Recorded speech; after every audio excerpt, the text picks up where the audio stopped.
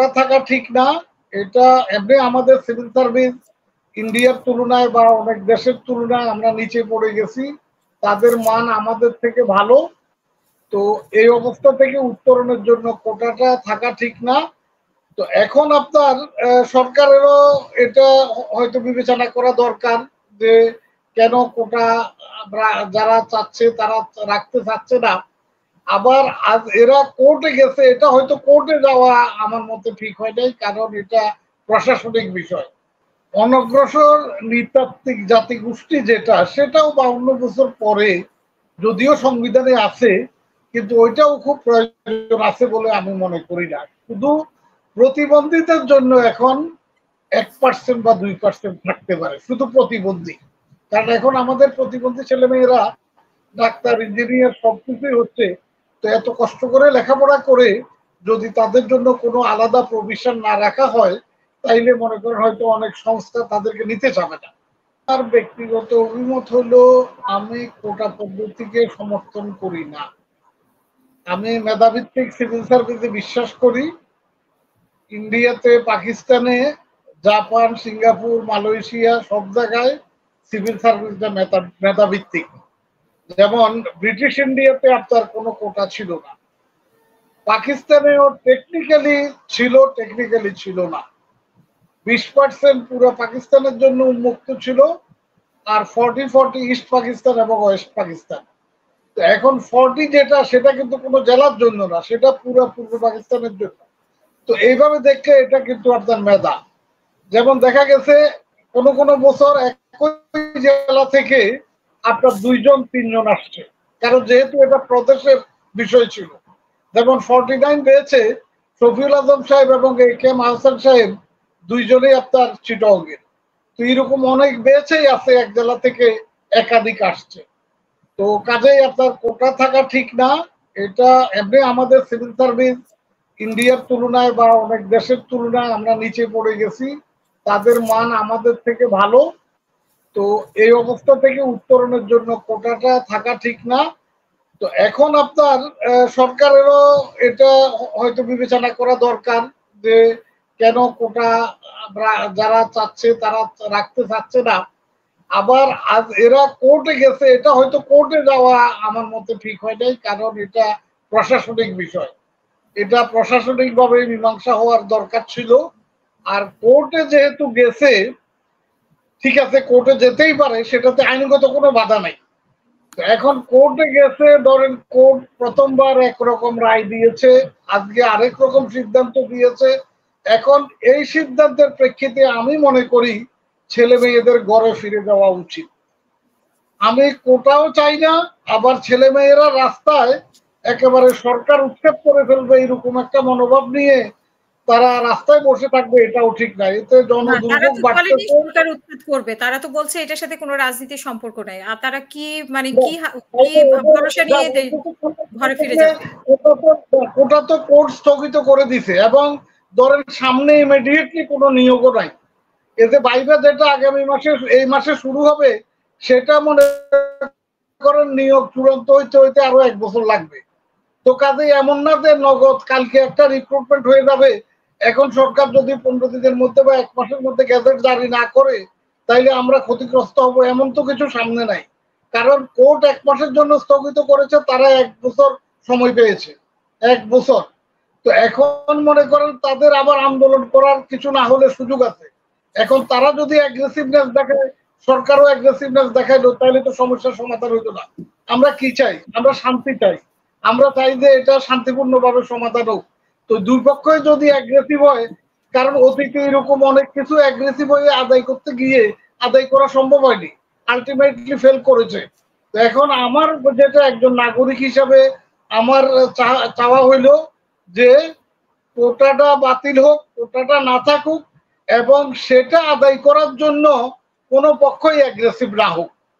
এটা সময় আছে। কোর্ট যেহেতু স্থগিত করেছে, এরা এখন বাড়ি চলে যাক, সময় দেখ, সময় দিয়ে তারা অপেক্ষা করুক।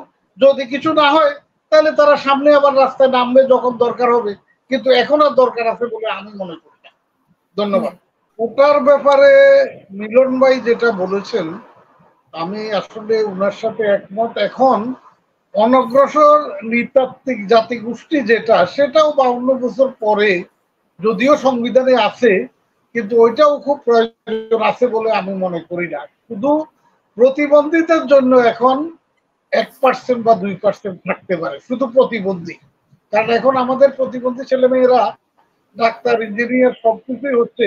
তো এত কষ্ট করে লেখাপড়া করে যদি তাদের জন্য কোনো আলাদা প্রভিশন না রাখা হয়, তাইলে মনে করেন হয়তো অনেক সংস্থা তাদেরকে নিতে চাবে না। তো সেই কারণে তাদের জন্য থাকা উচিত। আর বাকিটা আমি মনে করি এখন আর থাকা উচিত না। যেমন আমেরিকাতেও ধরেন একসময় স্পয়েল সিস্টেম ছিল। 1978 সালে আইন করে আপনার জিবি কার্টার সাহেব সেটাকে 75% মেরিট করে গেছিলেন। এখন এটা মেরিট হলো 90%, শুধু 10% আপনার হাতে রাখা হয়েছে, যেটা তারা পলিটিক্যালি নিয়োগ দিতে পারে। তো কাজে কোটাটা একেবারে কোনোভাবেই আর এখন এটা রাখা উচিত না। এবং এই ক্ষেত্রে আমি বলবো ছাত্রদেরকে, মানে যারা ছাত্রছাত্রী তাদেরকে এবং সরকারকে, দুই পক্ষে মানে পরস্পরের প্রতি আস্থাবান হয়ে, শ্রদ্ধাশীল হয়ে এটা সমঝোতার মাধ্যমে সমাধান হওয়া উচিত। কারণ কারোই অ্যাগ্রেসিভ হওয়া ঠিক হবে না, 1 নাম্বার। কিন্তু 2 নাম্বার হলো মিলন ভাই যেটা বলতে, একটা প্রস্তাব থাকতে হবে সরকারের পক্ষ থেকেই তো আমরা তো নরমালি এরকমই দেখি যে সরকারের পক্ষ থেকে একটা প্রস্তাব থাকে। যেহেতু সরকার রাষ্ট্র চালায়, এটা সরকারের আমি বলবো দায় বেশি। সরকারকে আগে আসতে হবে, সরকারকেই তাদেরকে আশ্বস্ত করতে হবে যে ঠিক আছে, তোমরা ঘরে ফিরে যাও, আমরা চিন্তা করতেছি, আমরা কিছু একটা করব। এবং সেটা পারস্পরিক আস্থা না থাকলে এমনভাবে বলতে হবে যাতে ছেলে মেয়েরাও মনে করে যে না ঠিক আছে, একটা সমাধান হয়তো হবে। আর মিলন ভাই যেটা বলছেন, আমি রাষ্ট্রবিজ্ঞানের ছাত্র, আমিও একসময় বিশ্ববিদ্যালয়ে শিক্ষকতা করতাম, যদিও বেশি দিন থাকি নাই। তো এখন জাতীয় ইস্যুগুলোতে যদি দুইটা বড় রাজনৈতিক দল একমত না হয়, যেটা ইন্ডিয়াতে আছে, যেমন তারা দেখেন তাদের মধ্যে লাগালাগিও আছে, ঝগড়াঝাটিও আছে, ইলেকশনে মানে মারামারিও আছে, কিন্তু আবার পাকিস্তানের সাথে যদি কিছু হয় তাইলে আপনার তখন প্রধানমন্ত্রীর বাড়িতে দল মত নির্বিশেষে সবাই আপনার মধ্যরাত্রেও চলে আসে। তো কারণ তাদের ওই জাতীয় ঐক্য আছে, কতগুলা কমন ইস্যুতে তারা ইউনাইটেড। তো আমাদেরও মনে করেন মুক্তিযুদ্ধের বিষয় নিয়ে, গণতান্ত্রিক পদ্ধতি কিরকম হবে, নির্বাচন কি হবে, এরকম কতগুলো জাতীয় ইস্যুতে যদি দুইটা বড় রাজনৈতিক দল একমত না হয়, তাহলে আপনার এই সমস্যার কখনো সমাধান হবে না। যে যখন সুযোগ পাবে সে একে অপরকে হয়রানি করবে, ক্ষমতা ধরে রাখতে চাইবে, আরেক পক্ষ আসতে চাবে। যেমন 1990-এর দশকের দিকে বা 80-এর দশকের একেবারে শেষের দিকে আফ্রিকা মহাদেশে একটা নতুন পলিটিক্যাল সিস্টেম ডেভেলপ করেছে। 1980-র দশকের শেষের আগে এটা ছিল না। এই পলিটিক্যাল সিস্টেমটার নাম হলো রুলিং পার্টি ডমিনেটেড ডেমোক্রেসি, বা one party dominated all party democracy, বা multi party democracy, one party dominated multi party democracy. যেমন এটা আপনার ইথিওপিয়াতে আছে, আরো অনেক দেশে আছে। সেখানে এক দল সরকার যারা, তারাই সবকিছু নির্ধারণ করে, বিরোধী দল কোন সিটে হারবে, কোন সিটে জিতবে, এরাই ঠিক করে। তো এটার নাম হলো one party dominated multi party system. তো আমাদের দেশেরটাও এখন অনেকটা এরকম। আমাদের দেশেরটাও দেখেন রুলিং পার্টি সবকিছু নিয়ন্ত্রণ করতেছে। তো এটা অ্যাকচুয়ালি ফেয়ার ডেমোক্রেসি না, বা এটা হওয়া হয়তো ঠিক না। আবার দুই দলের মধ্যে মিনিমাম ঐক্য যদি না হয়, তাইলে আপনার এটা চলতেই থাকবে এবং এটা দুই দলেই করবে যখন যে যার সুযোগ পায়। এটা এক দলকে দৌড় দিয়ে লাভ নেই। আর মাননীয় প্রধানমন্ত্রী চীন থেকে কেন ফিরে আসছেন, এখন চীনের সাথে আমাদের সম্পর্কটা আমি বলি, আমি যেহেতু সরকারের সাথে ছিলাম, আমি একাধিক মন্ত্রণালয়ের সচিবও ছিলাম, যে চীনের বিষয় হলো তারা তাদের স্বার্থের ব্যাপারে একেবারে সাংঘাতিক সচেতন এবং সাংঘাতিক অ্যাক্টিভ। তাদের স্বার্থের জন্য তারা আপনার পিছনে একবার জোকের মতো লেগে থাকবে, একেবারে জোকের মতো, যেভাবে আপনাকে পারে সেভাবে তারা কাবু করার চেষ্টা করবে। তো এই কারণে চীনের সাথে ডিল করতে হলে আমাদের স্বার্থটা যাতে আমরা বুঝতে পারি সেটা চেষ্টা করতে হবে। আমি একটা এই প্রসঙ্গে আমার একটা অভিজ্ঞতার কথা বলতে পারি। আমি তখন ক্যাবিনেট ডিভিশনের জয়েন্ট সেক্রেটারি। তো একটা ক্রেডিটের নাম আছে, আপনার ঋণের নাম আছে বায়ার্স ক্রেডিট, অর্থাৎ ঋণটা যারা দেবে তারাই শুধু আপনার ওই কন্ট্রাক্টে কন্টেস্ট করতে পারবে, আর কেউ পারবে না। তো এটা চীনের এক্সাম ব্যাংক বা এরকম কারোর টাকা ছিল।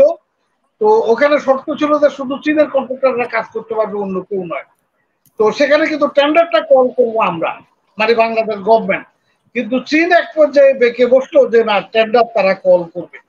তো এরা ক্যাবিনেট ডিভিশনে মতামতের জন্য ইআরডি পাঠাইলো, কিন্তু আমরা কোনোভাবে রাজি হচ্ছিলাম না।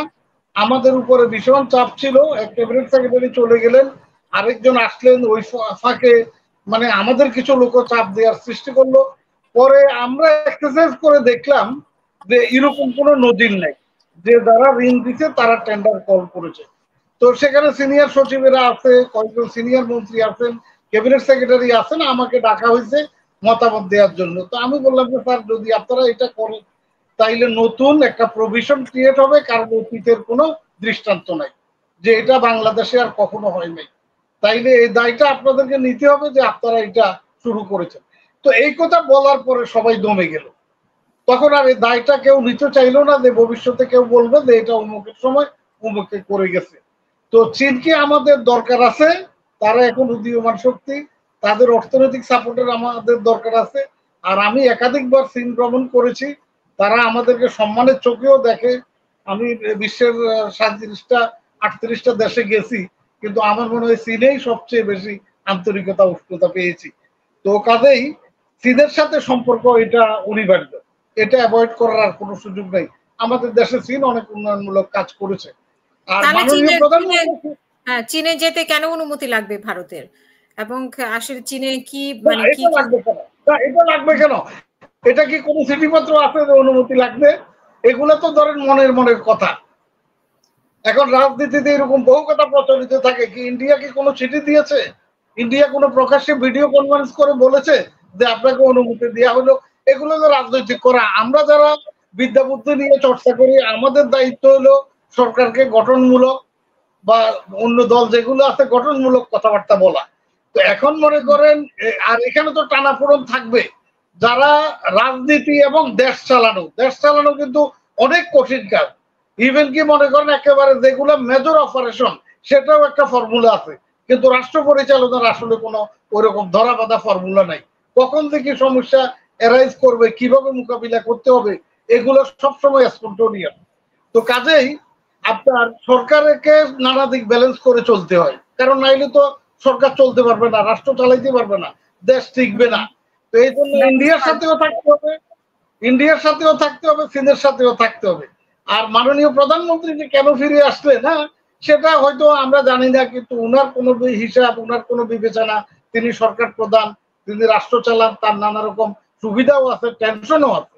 তো এই কারণে উনি হয়তো কোনো কারণে ফিরে আসছেন, এবং এটা কোনো নতুন না। 2005-এ একইভাবে আপনার মাননীয় প্রধানমন্ত্রী ম্যাডাম খালেদা জিয়া এরকম সফর সংক্ষিপ্ত করে ফেরত এসেছিলেন। জগন্নাথ হলে যখন ঘটনা ঘটলো, এরশাদ সাহেব বিদেশে ছিলেন, উনিও সংক্ষিপ্ত করে ফেরত আসছেন। তো কাজে এই ফেরত আসাটা কোনো নতুন কিছু নয়, এটা নানা সময় নানা কারণে হয়েছে, এবং সেটা সবসময় দৃশ্যমান হবে না, কারণ সরকারের ভিতরে এমন অনেক বিষয় থাকে যেটা আমরা জানি না বা জানার সুযোগ হয় না। তো কাজে মাননীয় প্রধানমন্ত্রী সংক্ষিপ্ত করে ফেরত আসার মধ্যে আমি কোনো এটা খুব বড় কিছু দেখি না।